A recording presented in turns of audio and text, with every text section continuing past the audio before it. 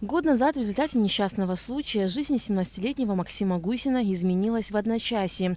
Юноша получил дробовое огнестрельное ранение в левую ногу. Максиму провели 3 операции, чтобы спасти ногу. Однако встал вопрос спасения жизни самого юноши. Поэтому на 4-й операции врачи ампутировали конечность. Каждый вечер мы с братом выходили на охоту, и в этот день также пошли. И я пошел, встал недалеко от брата, и бахнув, я услышал выстрел. Я начал падать. Руку по ногу сую, смотрю, вся рука у меня в крови. Я говорю: Русик, зови маму.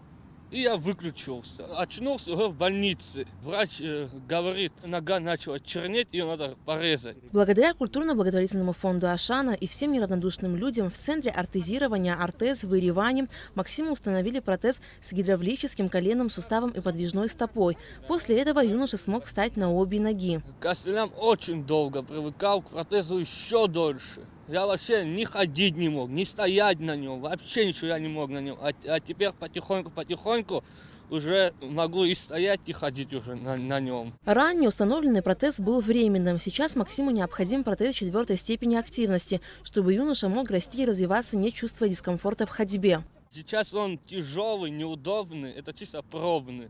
Другой, который Армен будет делать, он сказал, он будет силиконовый, просто одел и пошел без проблем.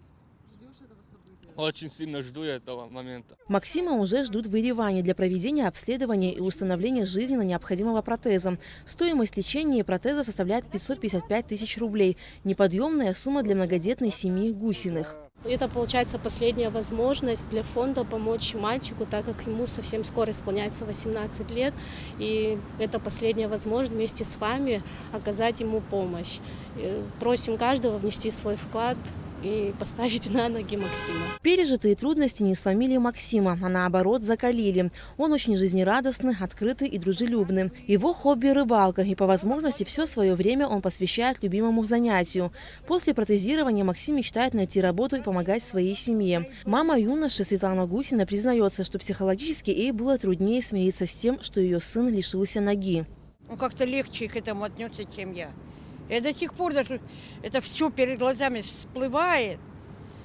Это какой-то кошмар был.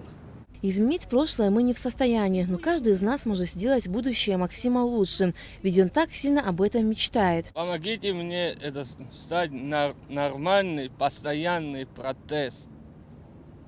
Только Ашана может помочь. Только фонд Ашана Люди может помочь, добрые. и добрые люди могут помочь мне. Культурно-благотворительный фонд «Ашана» обращается к неравнодушным жителям республики помочь Максиму Гусину. Самый легкий и доступный способ – отправить СМС со словом «Добро» на короткий номер 5050.